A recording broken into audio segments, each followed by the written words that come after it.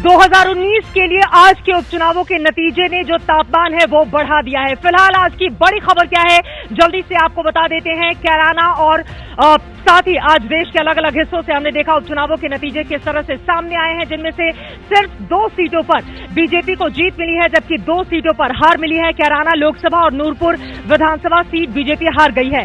कैराना में आरएलडी की तबस्सुम हसन 44,000 से जीती हैं। 2014 की तुलना में बीजेपी को करीब 1.25 लाख वोट कम मिले हैं। आपको बता दें, यही वही उत्तर प्रदेश है जिसने 2014 में नरेंद्र मोदी को 80 में से 73 सीटें एनडीए को दी थी, जिनमें से 71 तो बीजेपी के पास ही।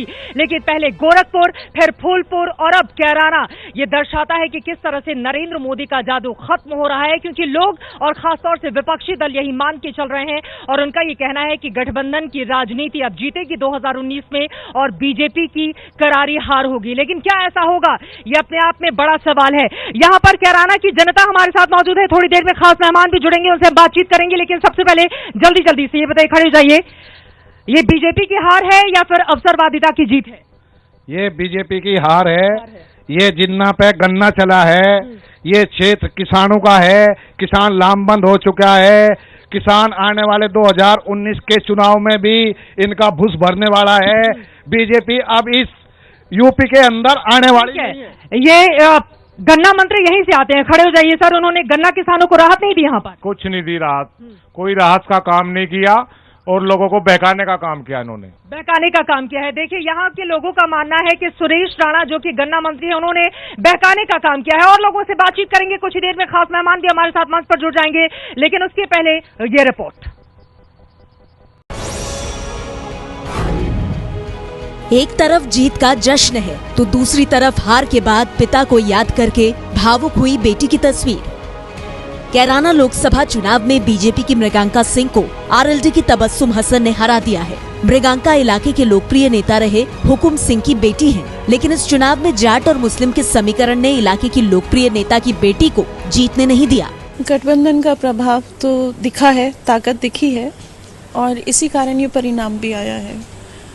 परंतु मैं जो गठबंधन की उम्मीदवार हैं उन्हें बधाई देती हूँ, मुबारक देती हूँ। आरएलडी उम्मीदवार तबस्सुम हसन को समाजवादी पार्टी और कांग्रेस का सीधा समर्थन था। बीएसपी ने भी विरोध नहीं किया था और जिस हिंदू मुस्लिम वोटों के ध्रुवीकरण के आधार पर बीजेपी जीत की रणनीति बना रही थी, वो रणनीति धरी की धरी रह गई। हालांकि बीजेपी के नेता कह रहे हैं कि इस हार का 2019 पर असर नहीं होगा। लोकसभा चुनाव में जब लोग देश के प्रधानमंत्री की तुलना करेंगे तो ये बिल्कुल पलट जाएगा ये विषय, और निश्चित रूप में राष्ट्रीय मान्यताओं के आधार पर लोग अपने मतों का प्रयोग करेंगे। गोरखपुर, फूलपुर और कैराना की सीट 2014 में बीजेपी के पास थी, लेकिन ये तीनों सीट उपचुनाव में बीजेपी के हाथ से निकल गई। कैराना में जीती तबस्सुम हसन के जीतने के साथ ही यूपी में मुस्लिम सांसद का खाता भी खुल गया है। शायद यही वजह है कि मुस्लिम इलाकों में सुबह से ही जश्न का माहौल है।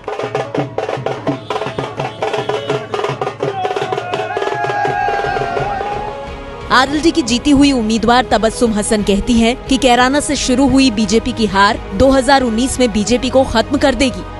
मोदी की जो जीत थी और जो ये सरकार बनाई थी उन्होंने 2013 के दंगों के बाद में जो है 14 आया था, उसमें सरकार बनाई थी, तो जो है यहीं से रास्ता उन्होंने बनाया था और यहीं हम दफन भी करेंगे इंशाल्लाह।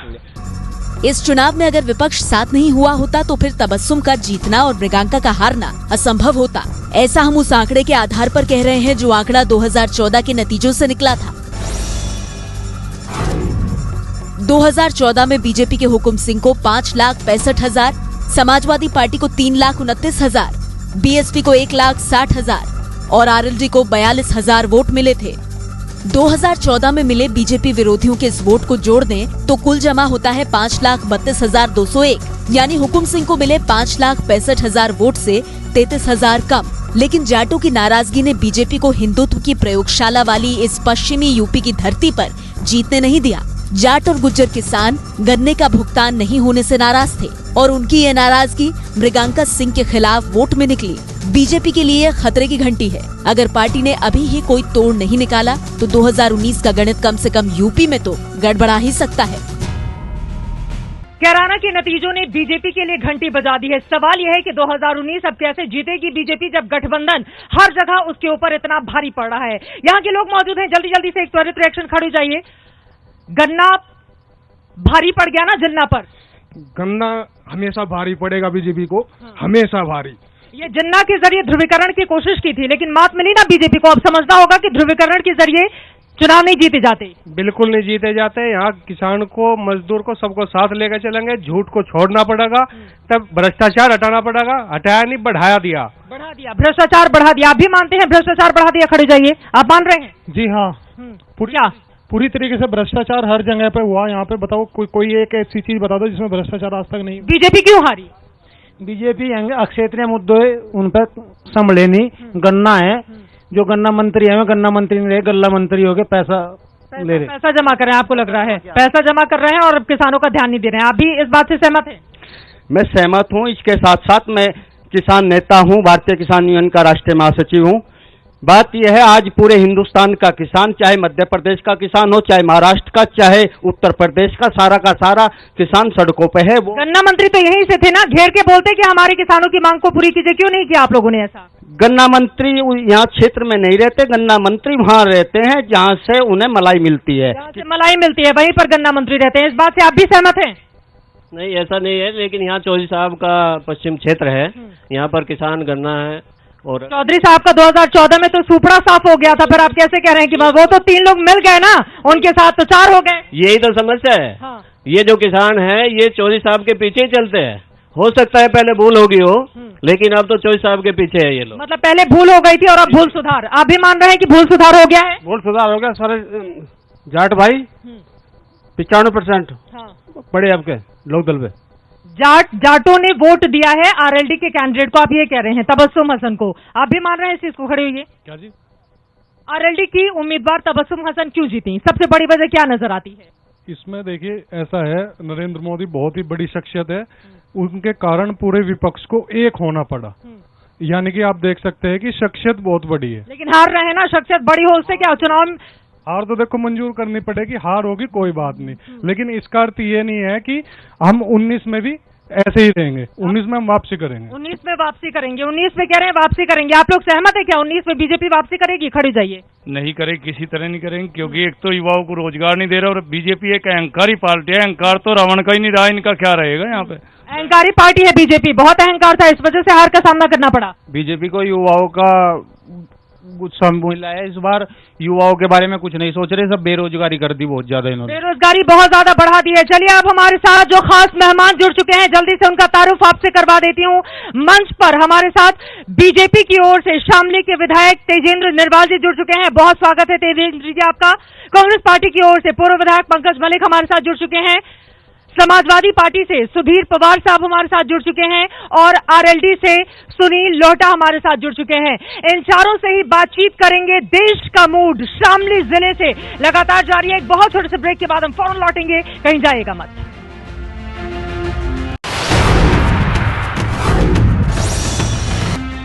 देश का मूड लगातार आप देख रहे हैं। शामली जिले से कैराना लोकसभा उपचुनावों के नतीजे ने बीजेपी की चिंता बढ़ा दी है। तमाम खास मेहमान मंच पर हमारे साथ जुड़ चुके हैं और सबसे पहले बीजेपी का रुख करते हुए 4 लोगों ने मिलकर चारों खाने चित कर दिया आपको? नहीं, 4 लोग मिलकर भी हमारा मत प्रतिशत पहले से बढ़ा है और फिर भी आमने सामने की देखिए, हार के भी आप मत प्रतिशत गिना रहे हैं? नहीं, वो तो गिना जाएगा। वो तो अगले चुनाव में भी गिनेंगे। इस चुनाव में चूंकि बड़ा चेहरा नहीं होता, उपचुनाव हमेशा लोकल मुद्दों पे होता है। 1.25 लाख वोटों से कम मिले हैं वोट इस बार, याद है ना? 2.25 लाख वोटों से आप जीते थे, इस बार कितना कम हो गया वो भी गिनाइए। उस समय सब लोग अलग अलग लड़े थे, इस बार सब लोग इकट्ठे हैं।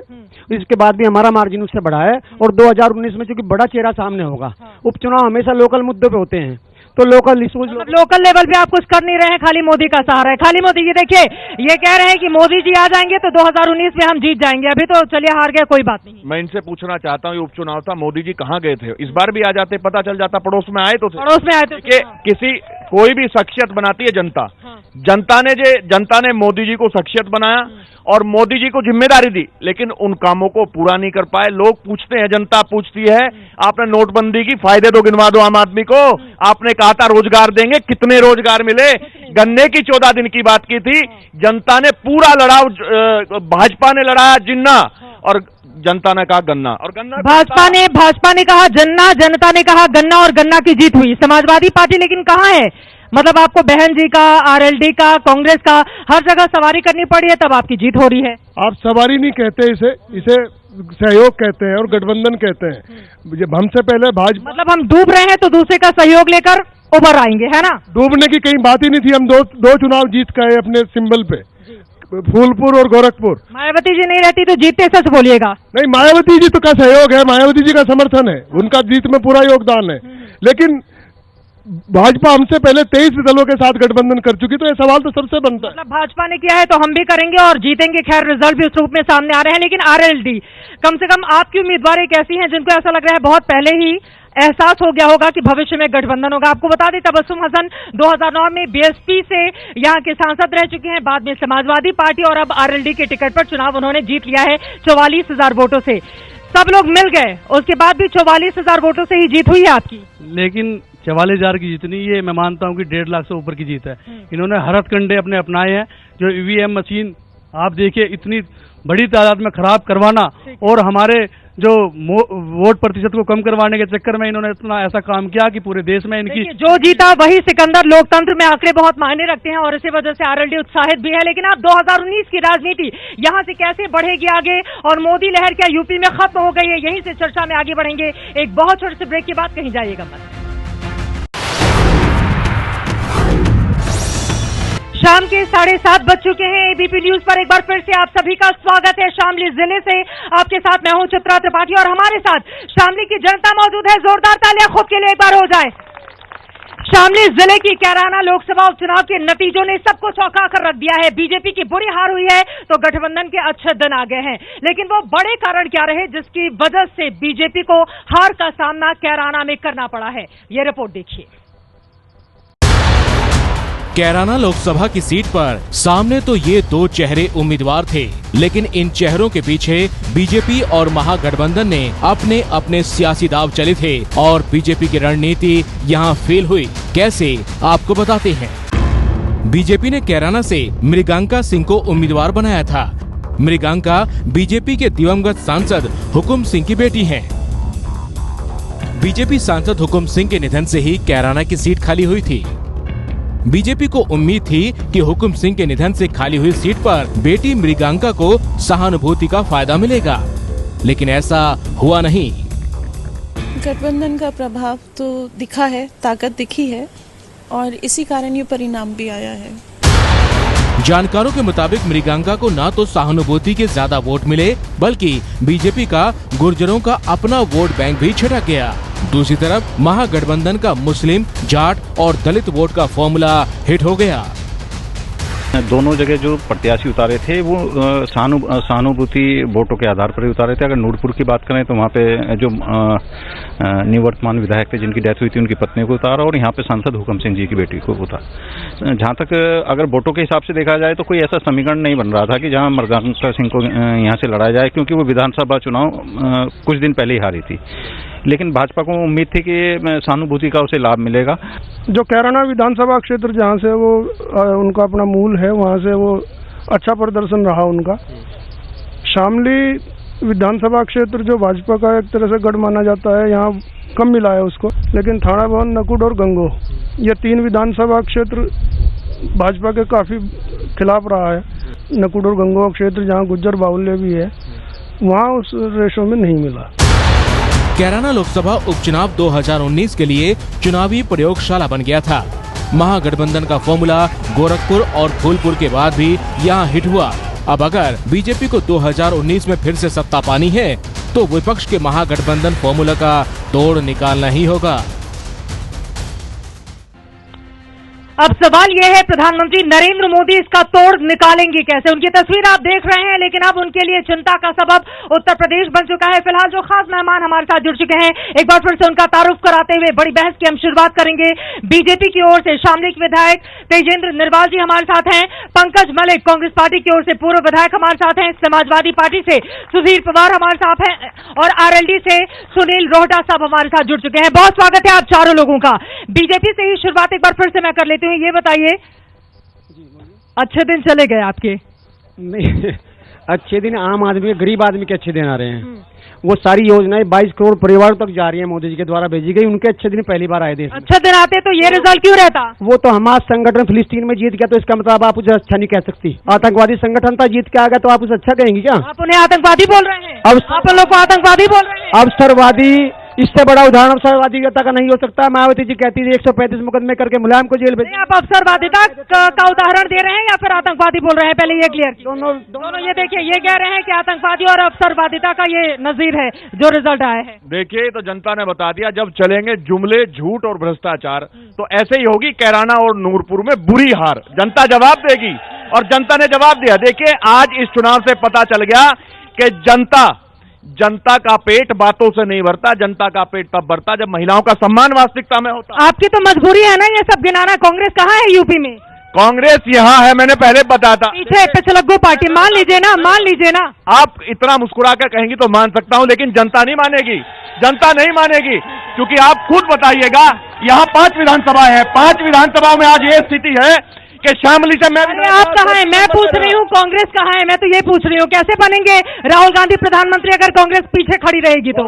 कांग्रेस यहाँ पिछले विधानसभा चुनाव में 3 पे दूसरे पे रही थी और थाना भवन विधानसभा का जो लड़ा था सेकंड पे रहा, वो आज कांग्रेस में है। कांग्रेस यहाँ फिर लोगों के दिलों में है, जनता के मन में है। लेकिन आप लोग तो राहुल गांधी को नेता मानने के लिए तैयारी नहीं है, समाजवादी पार्टी। नहीं, ये तो अभी गठबंधन कैसे होगा वो चुनाव के बाद तो हो गया ना, अब तो जीत भी गए, अब क्यों गिना रहे हैं? चुनाव के बाद तय होगा, वो एक फार्मूला है। ये बताइए, आप लोग को दर्द किस चीज का है? डर है क्या कि राहुल गांधी अगर सामने आ गए तो हार सकते हैं? नहीं, हमें जीत का उल्लास है और हमें आगे की भविष्य की उम्मीदें हैं।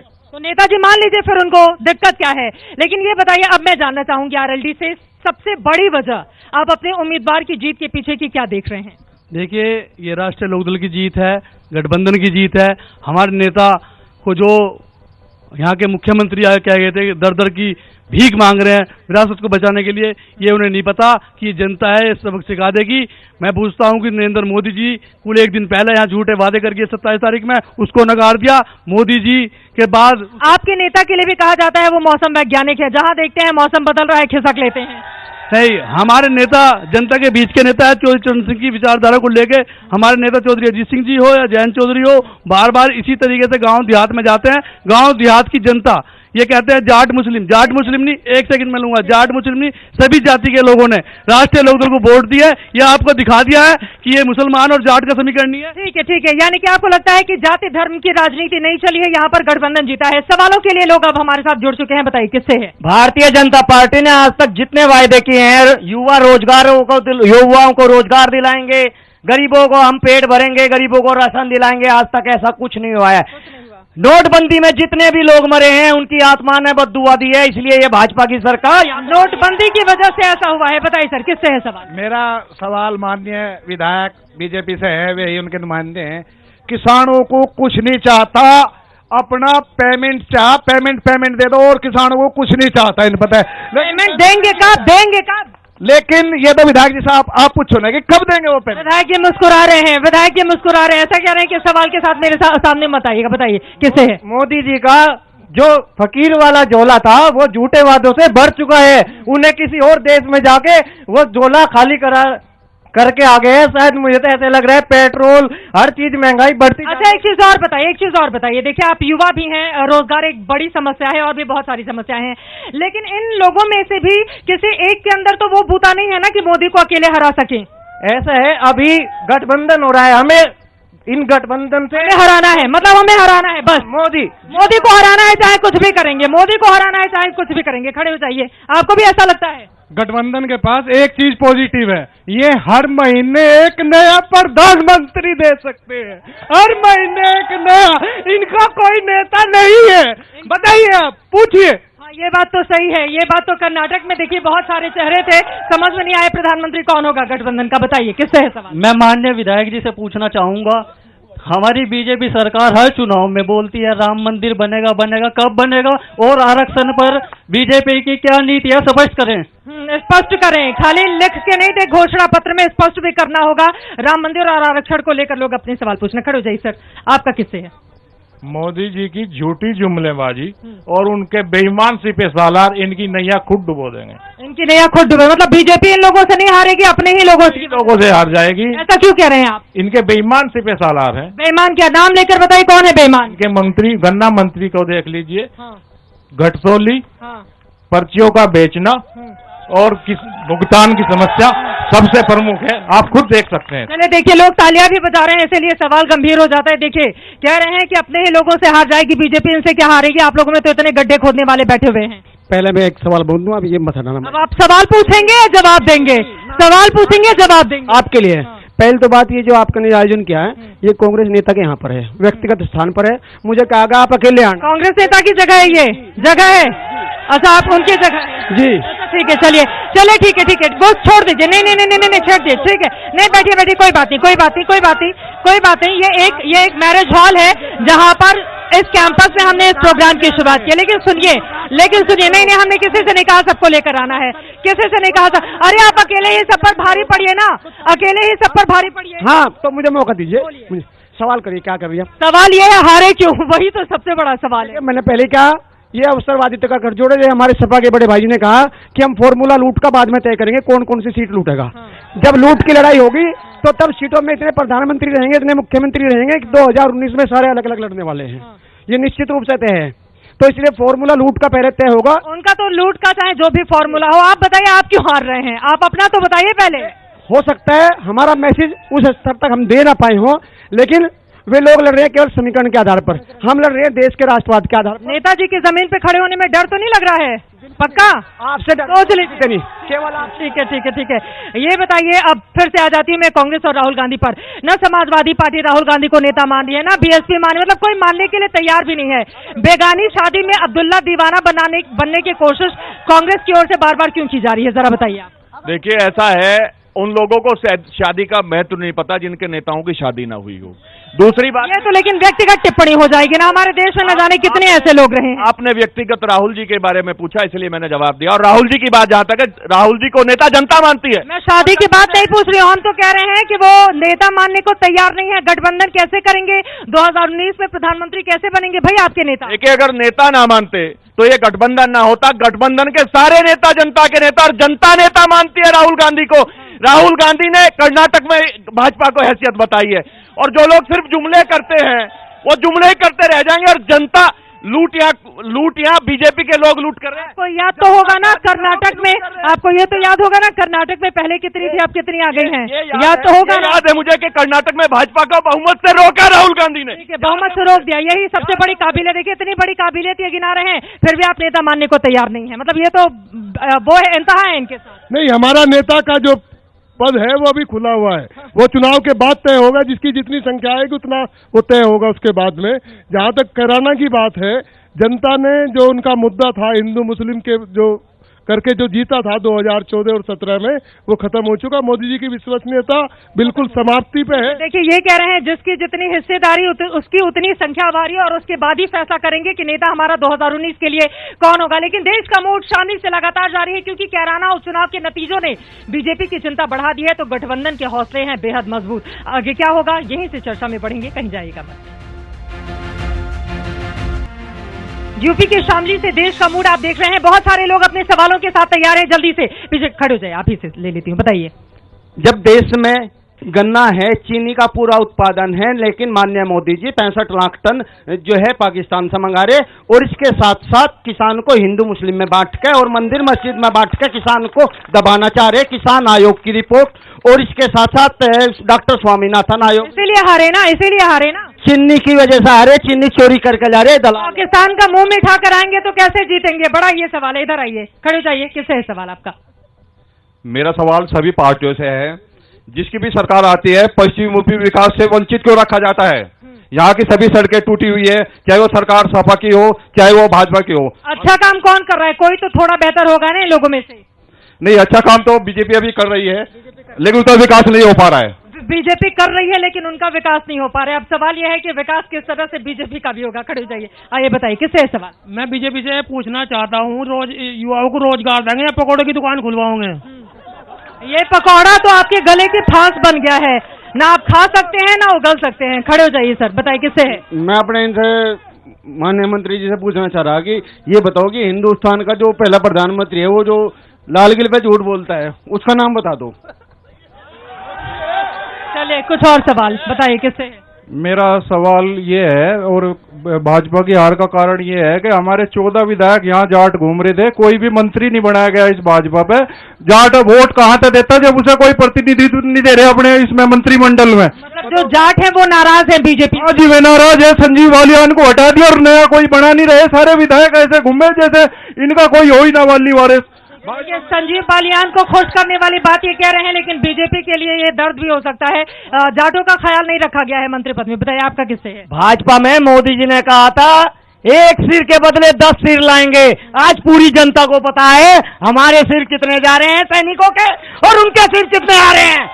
गालियां भी बज रही हैं इस पर। पाकिस्तान को सबक कैसे सिखाएंगे? बताइए किससे? सिर के बदले चिन्नी लाने का काम कर रहे हैं। ना उनके मोदी के बाल बच्चे ना योगी के बाल बच्चे, उन्हें पता ही नहीं जनता कैसा खारी कमाओगी। व्यक्तिगत टिप्पणी है ना, ऐसे तो बहुत सारे देश ऋषि मुनि न जाने कितने लोग रहे हैं। किसी की शादी को लेकर सवाल क्यों करना? बताइए उससे आपको व्यक्तिगत फायदा क्या होगा? आम जनता कैसा 2 जून की रोटी कमाई उन्हें पता तो नहीं इस बात का। अच्छा, उसे इस बात का पता नहीं चलना चाहिए कि हम 2 जून की रोटी कितनी मुश्किल से मिलती है। बताइए किससे? सारी बीजेपी, क्योंकि एक तो शामली में जाम लगे रहे, न तो बाईपास है न 4 लेन बनी। सतपाल सिंह मंत्री बने थे जब उन्होंने था 15 दिन में काम चालू हो जाए, आज तक नहीं हुआ। और अब जाके कह गए योगी जी भी और मोदी जी भी, देखो ये तो झूठे हैं, फिर भी वो सही रहेगा। न तो पहला काम चला था न आगे चलने का। ना अभी काम चला ना आगे चलेगा। ये बताइए, सुन लिया ना, बीजेपी के लिए सिर्फ इसी बार मुश्किल नहीं है। मतलब आज तो आप हार ही गए, 2019 के लिए भी लोगों ने मुद्दा बता दिया है कि आपका क्या हाल होने वाला है। पहले मैं झूठ पे बोल दूं, अभी तक कांग्रेस के नेता अभी दिग्विजय सिंह माफी मांग रहे हैं। आगे राहुल गांधी भी आरएसएस पर टिप्पणी कर लेकिन माफी मांगने के लिए कोर्ट में आएंगे। रही बात राहुल गांधी को कोई सीरियस नहीं लेता, यहाँ तक उनकी शादी की बात है, उनका रिश्ता ही नहीं आ रहा। अब आप भी आ गए शादी पर? हाँ, अब आप भी आ गए शादी? बिल्कुल आ गया। उनकी शादी आप कर लो 19 से पहले, वरना फिर हो भी नहीं पाएगी। आपको तो बाराती नहीं बुलाएंगे ना, आप तो बाराती बन के जाएंगे नहीं। आप मुद्दे पर आइए ना, आप मुद्दे पर आइए, मुद्दे पर आइए। आप हारे क्यों? जनता गिना रही है, आप उसको गंभीरता से ले नहीं रहे हैं। गन्ने के बारे में जो बात करे, केवल और केवल थोड़ा सा यहाँ का पेमेंट लेट हुआ, लेकिन ये पहली बार हुआ कि पर्चियां दोबारा सर्वे कर हमने दी। आज तक 70 साल से कोई सर्वे नहीं किया गया, कोई पर्ची दोबारा नहीं दी गई, केवल भाजपा की सरकार ने केवल सर्वे ही किया ना, कागजों में ही रह गई चीजें। इसी वजह से हाल है। ये 70 साल गिना रहे हैं, ये दिक्कत 70 सालों से थी, इस वजह से लेट हो गया। देखिए 2 मिनट लूंगा। अगर 70 साल में कांग्रेस में कुछ ना किया होता तो मोदी जी, मैं किसी का व्यक्तिगत नाम नहीं लेता, इनके नेता कुपोषण के शिकार हो जाते। कांग्रेस ने बहुत तरक्की की और मैं इनसे पूछना चाहता हूं, कांग्रेस ने बहुत तरक्की की है ना, ये तो सब लोग मानेंगे कांग्रेस ने तरक्की की है। माफ कीजिएगा, मैं बता दूं आपको, मैं ये नहीं कह रहा था कि, मैं कह रहा था दी है हिंदुस्तान को। मैं इनसे पूछना चाहता हूं, क्या बीजेपी के लोगों ने अपना काम बदल दिया? क्या अब ये रिश्ते बताने का काम करेंगे? रिश्ते बता रहे हैं, अरे विधायकी कर लो भाई, आप रिश्ते काहे को बता रहे हो? दूसरी बात, इन्हें शर्म आनी चाहिए। यहाँ झूठ बोल करके वोट मांग रहे हैं। बराबर में बागपत में जिमाना गांव में उदयवीर नाम का किसान आत्महत्या करता है और ये बात करते हैं। आत्महत्या कर रहे हैं किसान आपके राज्य में? कांग्रेस अपने टाइम की आत्महत्या गिनाए।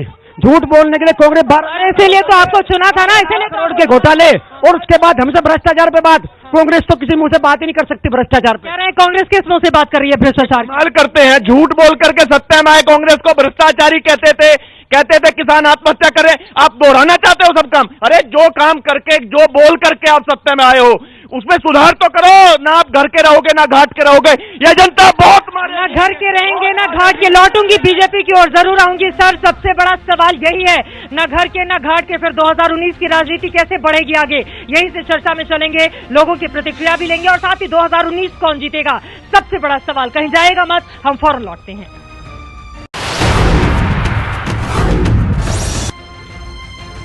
देश का मूड लगातार आप देख रहे हैं एबीपी न्यूज पर शामली जिले से। और अब अगला हमारा सवाल, 2019 कौन जीतेगा? बताइए कौन कौन रिएक्शन देगा? खड़े जाइए, कौन जीतेगा 2019? नरेंद्र मोदी जी जीतेंगे। जो कुछ उन्होंने बॉर्डर के पार किया उस कारण नरेंद्र मोदी जी को, मोदी जी जीतेंगे, ये कह रहे हैं मोदी जी जीतेंगे। सहमत है आप? 2019 में मोदी जी जीतेंगे, हार के बाद ही जीत है। हार के बाद ही जीत है। 2019 कौन जीतेगा? इन झूठों का राज राहुल गांधी का। राहुल गांधी जीतेंगे, ये कह रहे हैं राहुल गांधी? गठबंधन जीतेगा, गठबंधन। गठबंधन जीतेगा। आपको किसको जिताना चाह रहे हैं 2019? बीजेपी, नरेंद्र मोदी जिंदाबाद। नरेंद्र मोदी। 2019 कौन जीते? नरेंद्र मोदी जी। कौन जीते? 2000 नरेंद्र मोदी। नरेंद्र मोदी। बताइए बताइए, परेशान है आप? नहीं, महागठबंधन। महागठबंधन कौन जीते? भारतीय जनता पार्टी इस देश की 21 राज्यों की पार्टी है, क्षेत्र की पार्टी नहीं है, यही जीतेगी। बीजेपी ही जीतेगी, बीजेपी ही जीतेगी। दूसरी तरफ चलते हैं, इस तरफ चलते हैं। 2019 कौन जीतेगा सर बताइए? यहाँ पर खड़े जाए, गौर कौन जीतेगा? केवल और केवल मोदी जी, बीजेपी। कैसे जीतेंगे जब ये रिजल्ट रहेगा तो? ये कोई चीज नहीं है, ये कोई बात नहीं है, छोटी मोटी बात है। आराम से एक एक करके औरों के पास तो नेता ही कोई नहीं है। और कोई नेता नहीं है। कौन जीतेगा? जो इनके सवाल का मैं जवाब दे दूं। नहीं, आप बताइए जीतेगा कौन? जीतेगा दूंगा जो। अरे नेतागिरी वहाँ पे करिएगा ना, यहाँ पर बताइए कौन जीतेगा? मैं कि क्या किसान कर्जे के लिए बना है कि कर्जे के लिए क्रेडिट कार्ड हमने बनाए? किसान कर्ज से ऊपर नहीं उठेगा कभी। कोई योजना है इनके पास? ये तो बहुत गंभीर मामला है, गंभीर मामला है। सरकार को इसको गंभीरता से लेना भी चाहिए। 19 कौन जीतेगा? देश के भाईचारे को जिंदा रखना है तो राहुल गांधी ही प्रधानमंत्री बने। राहुल गांधी। जयंत चौधरी। जयंत चौधरी कैसे जीतेंगे? 14 में तो सुपड़ा साफ हो गया था, अब जीते हैं उनके सहारे। जो संजीवनी मिली है, आप देखना सन 2019 में जयंत चौधरी मुख्यमंत्री होंगे, मुख्यमंत्री बन जाएंगे। फिर बाकी लोग कौन जीतेगा? बीजेपी की हार का मुख्य कारण है राहुल गांधी का इस क्षेत्र में प्रचार न करना। उनके शुभ कदम कैराना लोकसभा में नहीं पड़े, इसलिए बीजेपी को हार का सामना करना। ठीक है, कौन जीतेगा? 19 कौन जीतेगा? 19 शिक्षा मित्रों को प्रधानमंत्री ने घर बंटवा दिया है, 1,72,000 जीतेगा। कौन जीतेगा? शिक्षा मित्रों का गंभीर मामला। गठबंधन जीतेगा। गठबंधन कौन जीतेगा? कौन जीतेगा? चले एक सेकंड, एक एक करके आप लोग ऐसे नहीं, एक एक करके सर, एक एक भुगतान करेगा वो जीतेगा। देखिए आप लोग यहाँ पे पीछे से आगे आ गए, अपनी अपनी जगह पे चलिए। कुल मिलाकर देखिए, शामली से कैराना का मूड भी आपको समझ में आ गया होगा और इसके साथ ही समझ में आ गई होगी 2019 की राजनीति भी, जो अब बेहद दिलचस्प होने जा रही है। फिलहाल देश का मूड आप देख रहे थे शामली से। मेरे साथ बस इतना ही। ये है ABP न्यूज, आपको रखे आगे।